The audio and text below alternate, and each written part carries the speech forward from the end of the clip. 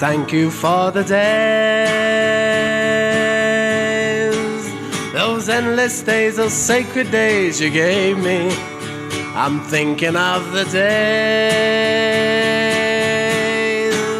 I won't forget a single day, believe me. Days I remember all my life, days when you can't see wrong from right. You took my love, but then I knew that very soon you'd leave me. But it's alright, now I'm not frightened of this world, believe me.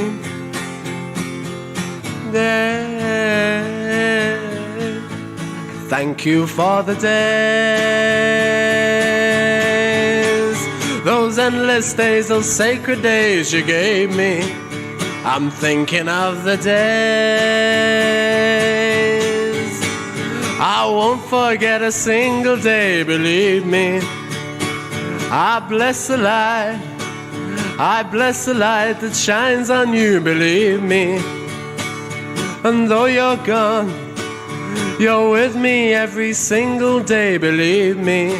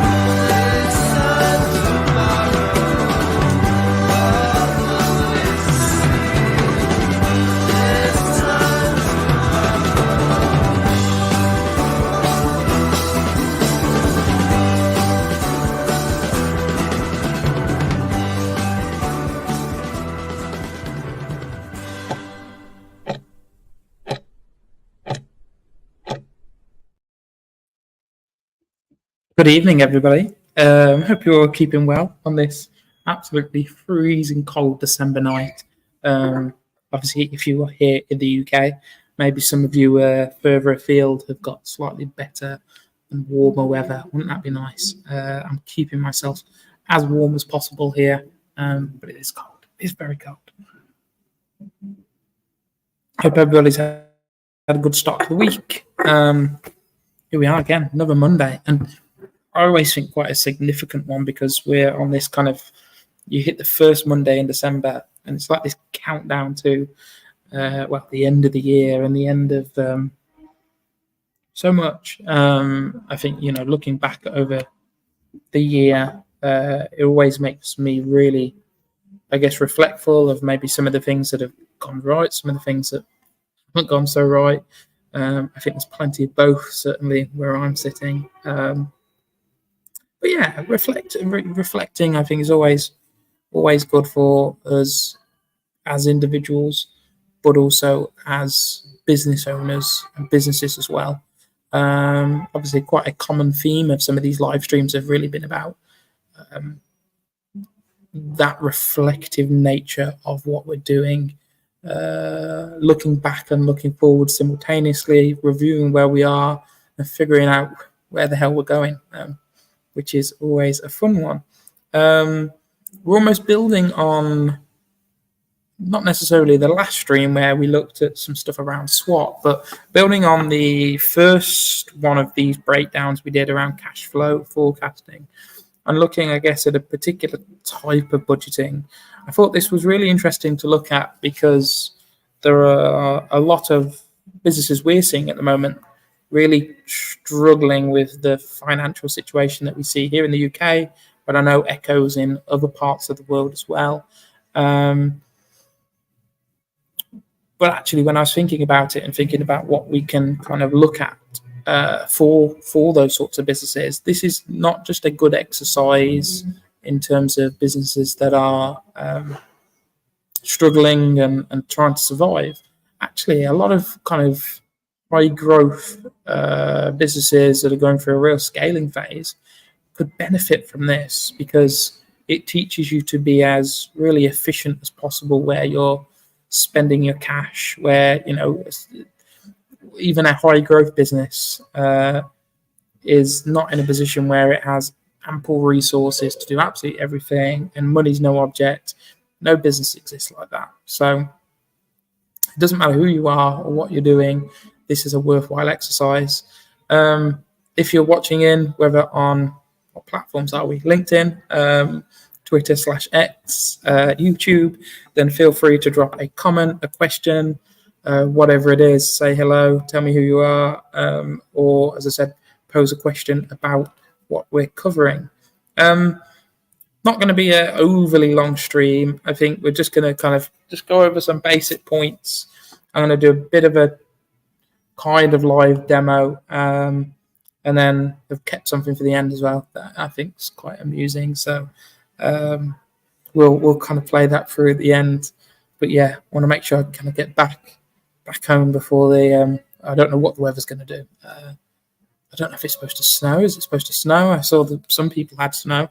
I need to get home, get myself some dinner. Fairly busy week. Only 4 days really in the office, and then Friday in London. So as fun as that is, you always have to pack.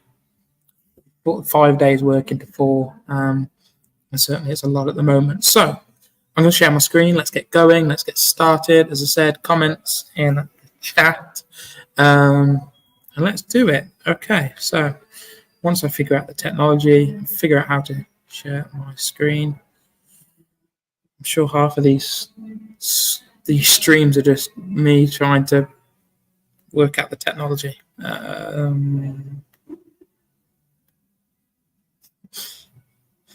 I press cancel. Window there, share, boom. Okay, we're getting somewhere. We're here. There. Obviously, I can't. Whilst I'm sharing some bits, I can't necessarily see all the comments. I keep meaning to bring not necessarily a second screen, but just an iPad or something to keep an eye on that. But it's not the end of the world. So this is what we're covering. We're having a look at zero-based budgeting. Fun fact, this image in the background is an AI-generated image, and the prompt was something like Birmingham City or something like that. So it's not actually really anywhere. And I'm trying to kind of picture how it's put together, Birmingham, and I can see some similarity. So maybe that building on the far right-hand side is a bit rotunda-esque. A little bit of similarity to some of the buildings, but you legitimately could say somewhere like Birmingham and get away with it. That's beside the point. I'm going off of the tangent. For anybody watching the stream new who's not picked up on these, or who doesn't know me or doesn't know the organisation, my name's Daniel Evans, Chief Executive here at BEC, formerly known as Birmingham Enterprise Community. There's a lovely little picture of me at our end of year drinks last year. Opposite corner, I was stood over that side of the room, not singing, just kind of telling people what's what. I'm also a board director for the National Enterprise Network, fabulous organisation that represents enterprise organisations right across the country, doing some really great work to push the agenda of small businesses, and again, really make sure that policy, that practice, that support is really fit for purpose. We had our big National Enterprise Network conference last week before, so it's been over a week ago, where we proudly picked up 2 awards. So we won Enterprise Support Organisation of the Year, second time, so 2-time winner of that award. Great. And the Sustainability and Enterprise Award, which I was really proud of, because we've committed a lot of time and energy into our work on sustainability, led by the wonderful, the amazing Maddie Booth, who has really done a really great job to deliver some stellar programs to help support business owners to get the skills and knowledge they need to run their organisation sustainably. Board director for the International Trade Council, in specific their Foreign Direct Investment Business Council. So really great work that we do there across a membership that represents something like 180 plus countries. Lovely network. BEC Scout for Ada Ventures as well. Shout out the team at Ada. And in terms of who we are as BEC, we are a business support organisation, but one that is centred around a community of entrepreneurs, community of change makers, people just like you who are not only starting but growing, scaling businesses, everything from food and drink through to rockets in space, most things in between. We run programs, we run activities, we get people together, as you can see, just to really, make sure people are surrounded by the people that they need, both in terms of fellow entrepreneurs, but mentors, coaches, and other resources to help their business thrive and survive. So, what are we covering? We're covering zero-based budgeting. This sounds like a really fun topic, and on the surface of it, budgeting never is. I remember doing this. I did some accounting modules when I was doing my undergrad, and I remember doing zero-based budgeting then. And never really thought, well, this is something that's really going to crop up and be useful, but here we are today. So I've nicked a definition of zero-based budgeting from the British Business Bank's website. They've got some really great resources, and one of them was a section about different types of budgeting. So zero-based budgeting means budgeting by justifying and approving all expenses for each accounting period, rather than basing it on your past spending. By starting from a zero base at the beginning of each budget, you can create a really effective process for analysing and deciding where to allocate your funds. It is essentially a way of improving return on investment, ROI, across your business. If you kind of Google zero-based budgeting, there's 2 different things that come up. The real or the zero-based budgeting that we're going to discuss today, and also another ZBB, which is an approach to kind of personal finances and budgeting. That's not what we're covering today, although it would be really cool to do something on personal finance, because I think it's something business owners and entrepreneurs can struggle with quite a bit. So maybe we will do something at a later date on that, bring some people in. That'd be really cool. But this one is really about, rather than kind of working on historical budgets, basically starting from zero again at the start of the year. So you're setting a new budget. We're going to go from a blank page rather than looking at what we had in the past. We'll get into that a little bit more when we do the demo. This is one that I don't know if it surprised me, but I think really emphasizes the power of zero-based budgeting. So if done right, it's been shown that zero-based budgeting can cut costs by 10 to 25%. Now, as I said, for any kind of business, whether new, whether established, whether scaling, or whether just trying to, keep the head above water, a reduction of 10 to 25% of your costs would be massive. And this is, aligned with, on par with trying to keep the same or sustain a certain level of income and revenue. And really why this is it's about efficiencies, it's about cutting the unnecessary, it's about focusing that limited resource you've got into the most valuable or efficient areas when it comes to things like return on investment, rather than maybe deploying budget into areas that you've done historically but maybe have not performed. One of the things that people kind of mistake when we think about zero-based budgeting is they think that we're talking about a process of eradicating spend and cutting down to like bare bones, trying to survive on breadcrumbs type of attitude. And it never is about that. And in fact, if you try and do zero-based budgeting based on that sort of mindset, it's going to give you a very short-term focus. It's going to cause a lot of issues around, underspend and really under-resourcing. You're going to see revenues drop because of the results of those sorts of things. You're going to see problems with staff morale if you've kind of given them a tiny bit of budget and said, right now, make miracles happen out of this.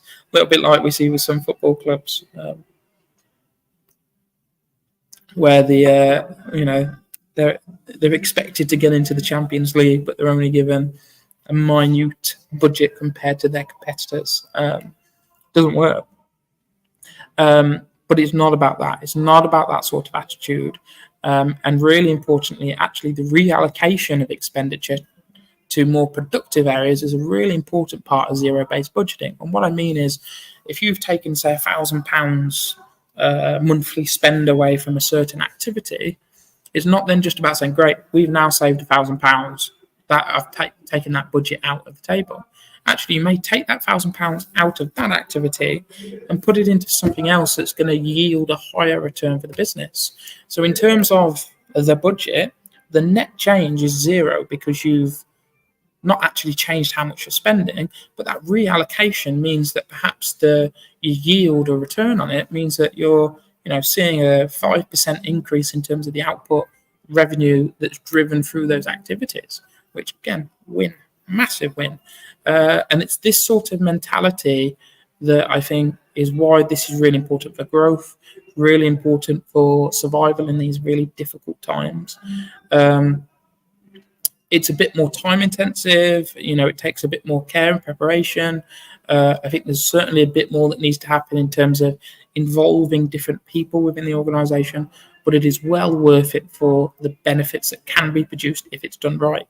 For anybody that's been asking questions in the chat, I will pick them up very shortly if there are any. I just can't see that at the moment. So as soon as I can see it, I will pick them up. I'm only going to go into this very briefly because there's a very well put together guide by Deloitte about zero-based budgeting. So ready for zero-based budgeting. It gives you a bit of a framework like this one that you can see on the right and a breakdown of these key areas. It also gives you a bit of a kind of disadvantages of this approach, weighing up the different sides so that you can make decisions around, if this is something right for your business, and a bit of best practice guidance. Couple of things that I want to pick up here. Some of this really feels, and I think with this framework, feels very much big business, but it is relevant for all stages and sizes of business. One of the really important parts of this is that kind of step number 4 of that socializing budgets in. And this may be a term that you've heard before and maybe think, what the hell does that mean? This is about really involving different stakeholders, involving team members, employees at that, not necessarily the final decision-making phase, but when the budget's been built and put together, getting that into the team, getting thoughts, getting opinions, because a lot of the problems that can be caused, especially with this sort of approach, is where people become unhappy or dissatisfied around budget decisions. And I think a lot of that at times is around fear and uncertainty of the unknown. And actually, the more that we share details, the more that we share information and give people clarity, and almost help them to understand the logic behind the decision making, the more likely you are to see acceptance. It kind of moves on to that step number 5 around providing kind of incentive to especially kind of budget owners around performing within those guidelines. And this was something that actually, we looked at here, and one of my old lecturers, Anne-Marie, hello, kind of gave some really cool guidance on around, really being careful around those right incentives and measures. So, again, understanding that, say, getting them to maybe push a revenue, like, okay, we need you to increase revenue, and incentive links to revenue. They could do that in a way that's detrimental to the real financial performance from a profit perspective of the business. Actually, if you base it on profit, it not only gets them to drive revenue, it also gets them to drive kind of cost management, a real clear cost management to it as well. And if you're really focusing, especially within this, around efficiency, and of course, efficiency always should lead to some sort of kind of, I guess, positive momentum when it comes to profit, and linking incentives around that, it's going to help with that buy-in as well, because it's just as much in their interest as in yours. I think business owners can get really frustrated with employees where they perhaps don't see that straight away, where, well, of course, the better the business does, the better for its employees, just from the fact that sometimes with especially a business that's keeping its head up against water, well, if this business survives, you stay in a job. So it's in your interest for us to do well and survive, because it keeps you in work, keeps you in a job. Employees don't always see it that way. Whereas if you link it around those sorts of incentives around profit and that sort of thing, I think there's some really good things to get buy-in from the team, which when you're making difficult decisions, when you're looking at trying to drive efficiency, trying to minimize waste in terms of resources, you have to have the buy-in for the team, or it just doesn't work. There we go. That's the right one. I was thinking of the other one. So I've put out some questions. And in fact, before I go into these questions, I'm just going to very quickly consult my StreamYard. I think we're all good. Fantastic. Just double check that the screen's okay there. So I am just going to have a look very quickly to see if there's... Okay, we're all good. So I'm just going to jump back to this. So I can see who are coming out, which is not a good sign. A few questions that we need to ask ourselves. Number one, really understanding what our essential expenses are. And almost these are then become, I guess, protected in a way that there's maybe certain costs that are crucial that they can't necessarily be touched for the business.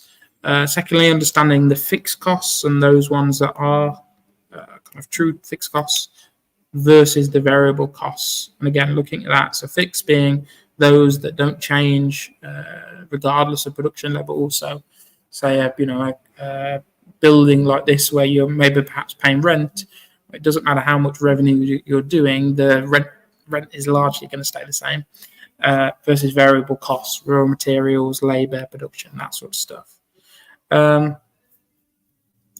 These ones then, I think, are really practical steps. This first one, it surprises me the number of businesses that don't do this.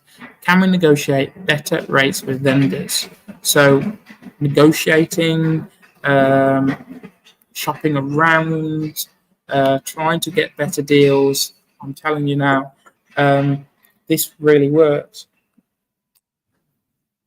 One of my managers, we'd had him look at options in terms of card payments, and he spoke to a fairly big vendor of card machine technology, and was able to get them to reduce their cost, which I didn't think they would do. I think it would be something that would just be immovable, but they managed to do it.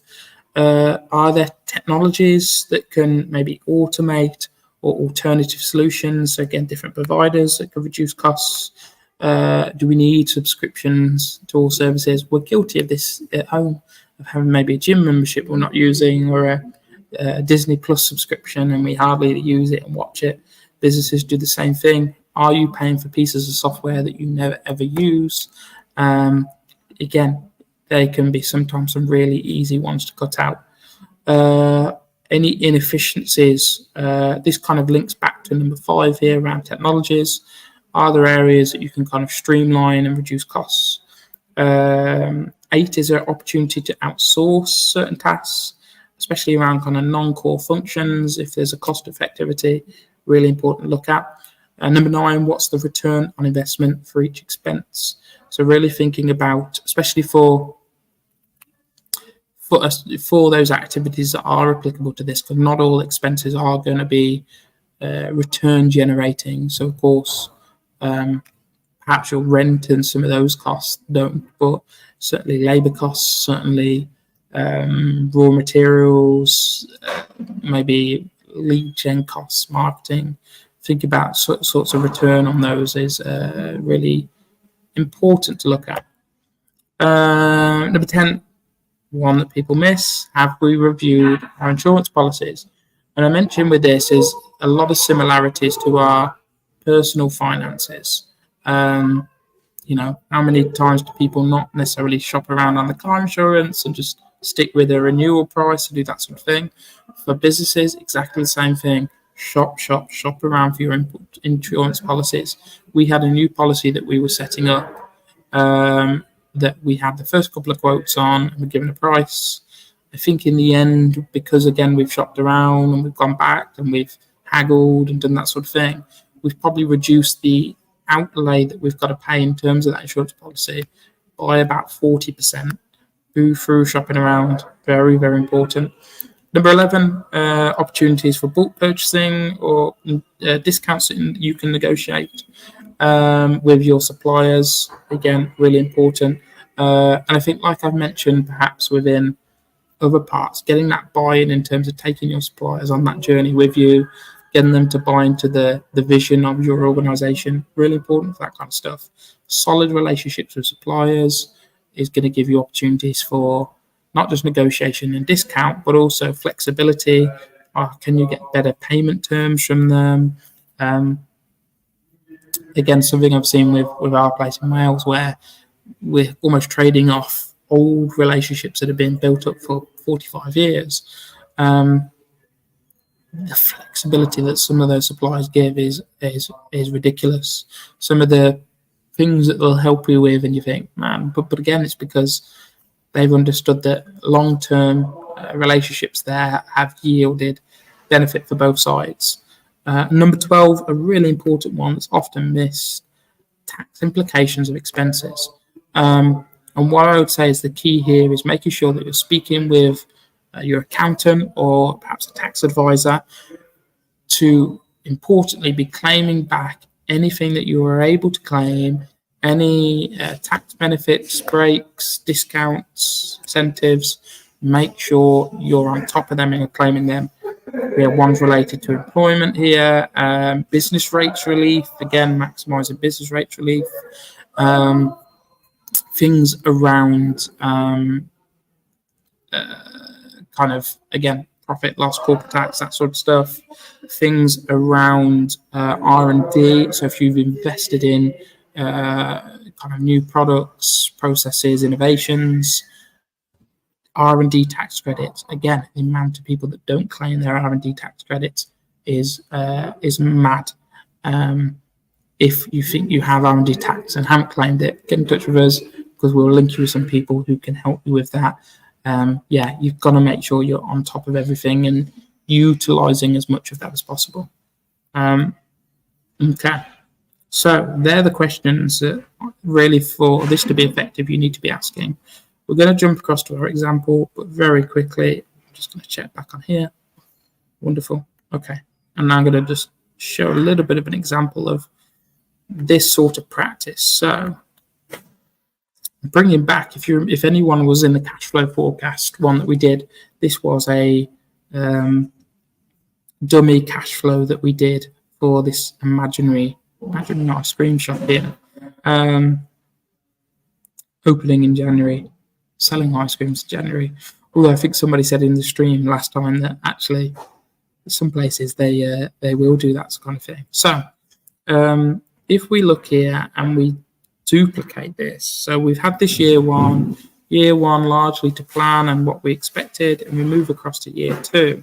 So what we might do is duplicate this, and I'm going to say year two.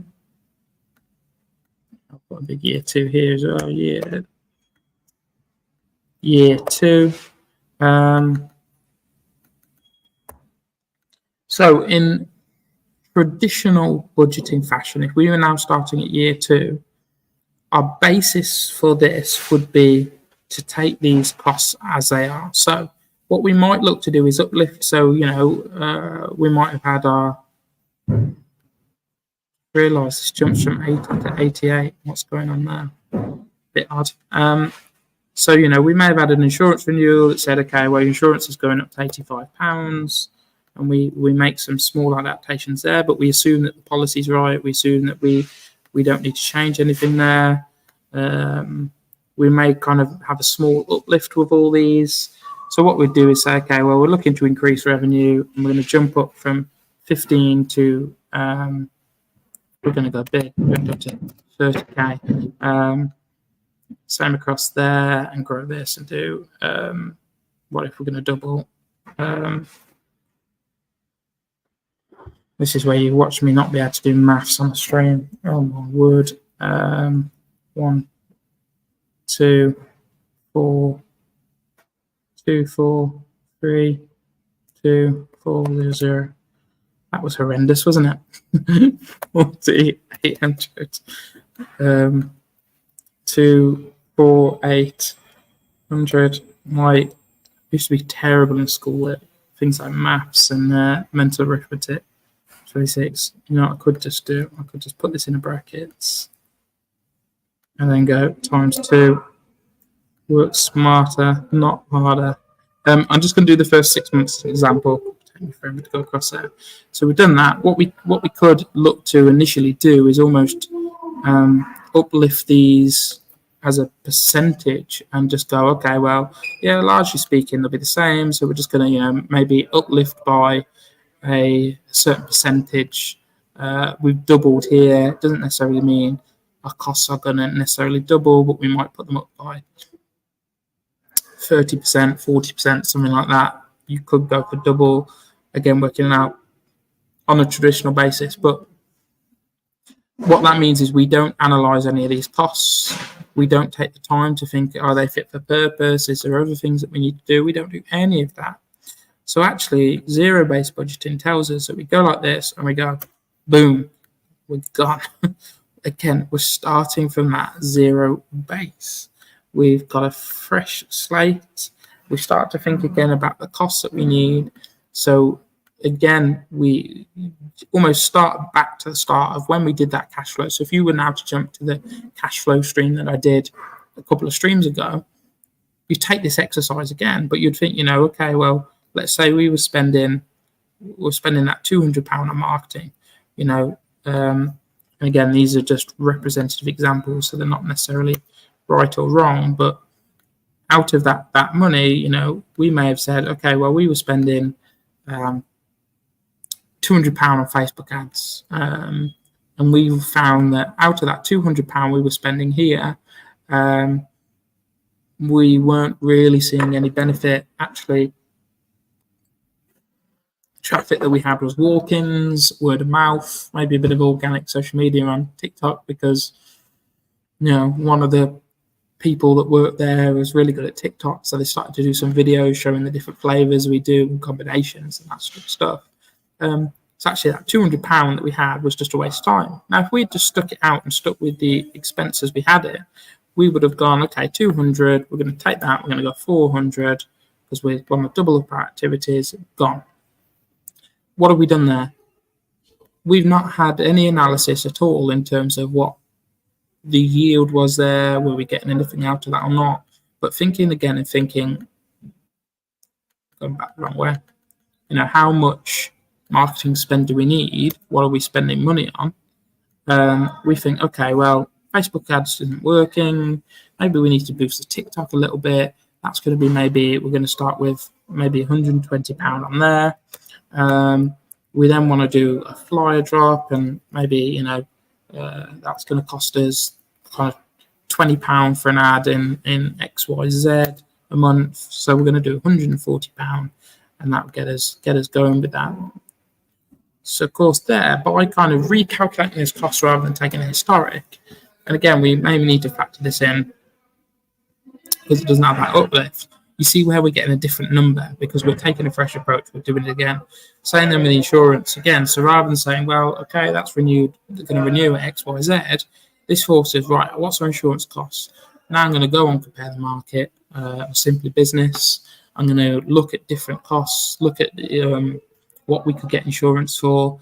The whole mentality of it is about thinking of these costs from anew, thinking fresh, justifying them, making sure that we're getting the right price, again, for things like accounting and legal, again, for things like staff costs. So really reviewing and thinking the staff costs that we did have in place, how was that working for us? Was this enough staff?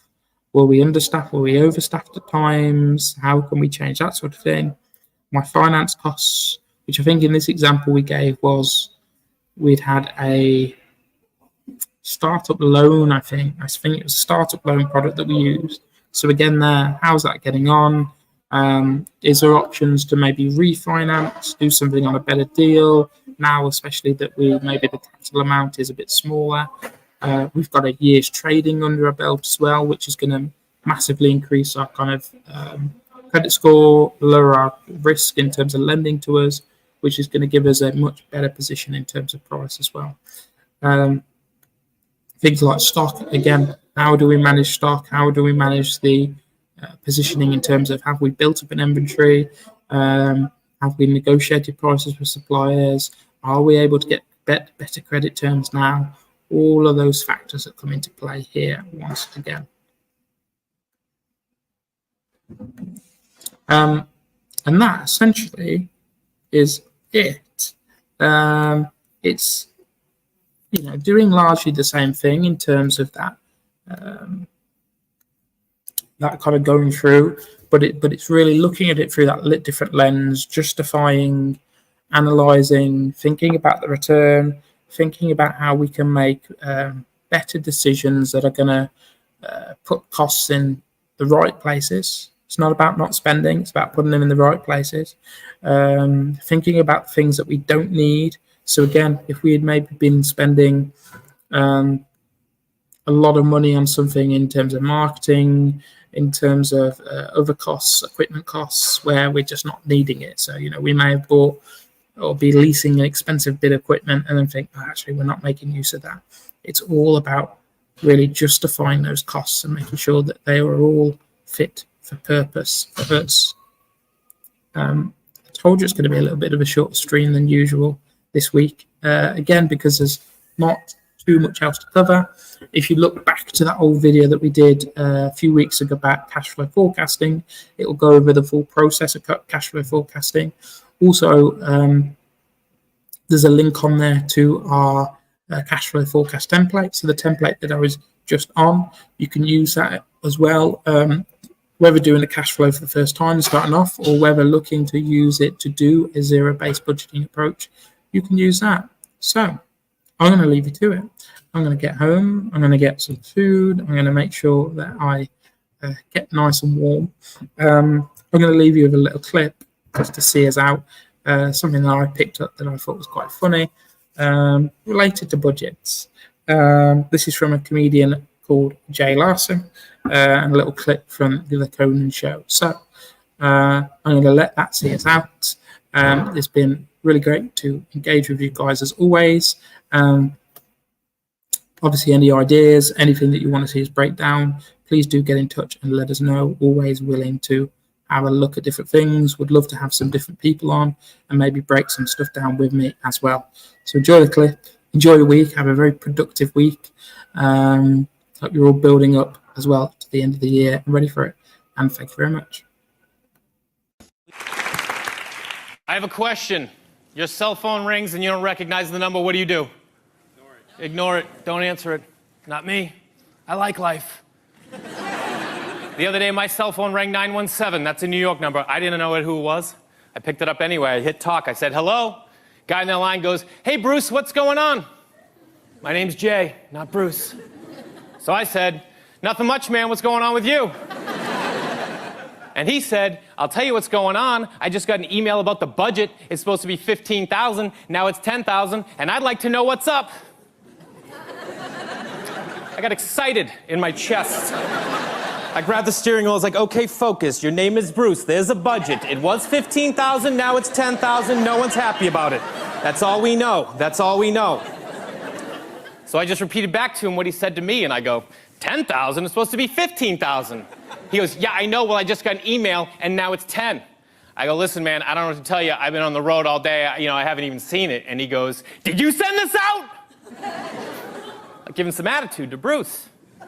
I didn't like it. I said, listen, man, the budget was $15,000. We had a couple extra expenditures. It went up to $16,200. I reworked it, got it down to $14,700. I had $300 to play with, so I called it $15,000, and I sent it out. And he goes, yeah, well, now it's 10, man. And I was like, oh, my God, that worked. That worked. Phase one complete. Phase one complete. Like, now I'm in the door. I have a 401k. I was at the Christmas party, okay? So he goes, did Larry okay this? I go, listen, man, I took the budget to Larry. Larry said it looked fine, but I knew it was my ass on the line, so I ran it by Jennifer, just in case, just to double check. Jennifer said it looked good. I sent it out. He goes, yeah, well, now it's 10, man. And I realized this guy has no idea what's going on over there.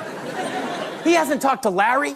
I know he hasn't talked to Bruce. He doesn't even recognize my voice. I know he didn't talk to Jennifer. I just made her up. So he goes, listen, man, what are we going to do about this? And I go, listen, I'm on the road right now. I haven't even seen the email. Why don't you give Larry a call, check in with him, see what he says, call me back.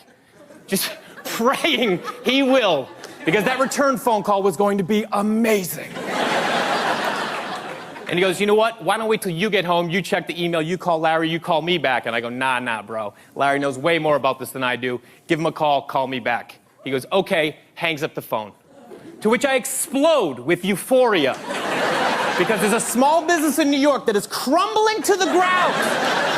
Over $5,000, and nobody can find Jennifer. They're looking. I get home, I'm so excited, I take out my cell phone, I'm like, you know what, I'm gonna save that guy's number, give him a call in a couple days, touch base, you know what I mean, check in. See where we're at, you know? So I save it in my phone under random guy. That's what he is, he's a random guy.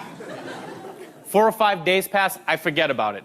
Laying on my couch, watching the ball game, phone rings on the dining room table. I get up, watching the game, grab the phone, watching the game, look down, random guy. But it's been a couple days, you know what I mean? So I'm like, random guy? Who's random guy? Like, who would even have random guy as their name that comes up? And then I was like, random guy! Like, now I'm panicked, you know what I mean? People's lives have been affected. It's only $5,000, but I don't know how big that company is. But I'm addicted to it, you know what I mean? I started this thing, I need to see it through. So I put my earbuds in, just to get a little distance, just to get a little space. And I hit talk. Same guy goes, "Hey, Larry, what's going on?" Yeah, now he's calling me Larry. He knows something's up, but I'm not about to back down. I go, "Nothing much, man. What's going on with you?" And he goes, "Well, I got us on conference call with Janelle and Marie." And I was like, "Okay, here we go. Here we go." This is why we play the game, you guys. This is why we play the game. So I go, "Welcome to the call, ladies," as if to say, "Welcome to the show." You know what I mean? Here we go. Marie takes the lead. She goes, "Hey, Larry, what time is it where you are?" I live in LA, they're in New York, it's 5:30, so I go, 8:30. It's 8:30. She goes, "Really, what's the weather like?" And I was like, "Oh, weather's nice, weather's nice." She goes, "This doesn't sound like Larry." And I go, "Oh yeah? Who's it sound like?" And a random guy chirps him from the back and he goes, "Sounds like Bruce! Sounds like Bruce!" Like he's gonna blow this case wide open. And I go, "Listen, guys, this isn't Larry and it isn't Bruce." And Marie goes, "Who is this?" I said, "I'm just some guy who had nothing better to do than to mess with you guys." And Marie got pissed. She was not happy. She goes, "You understand we're trying to run a business over here?" And I was like, "Yeah, well, I got that from the budget. I just figured it was a business." And she goes, "What do you think? This is some kind of joke?" And I was like, "Oh, a little bit. Thought it's pretty funny. That's pretty funny." And she goes, "Let me ask you something." And I go, "No, you let me ask you something." And she goes, "What?" And I go, "Where we at with the budget?" I'm Jay Austin. Thank you, guys.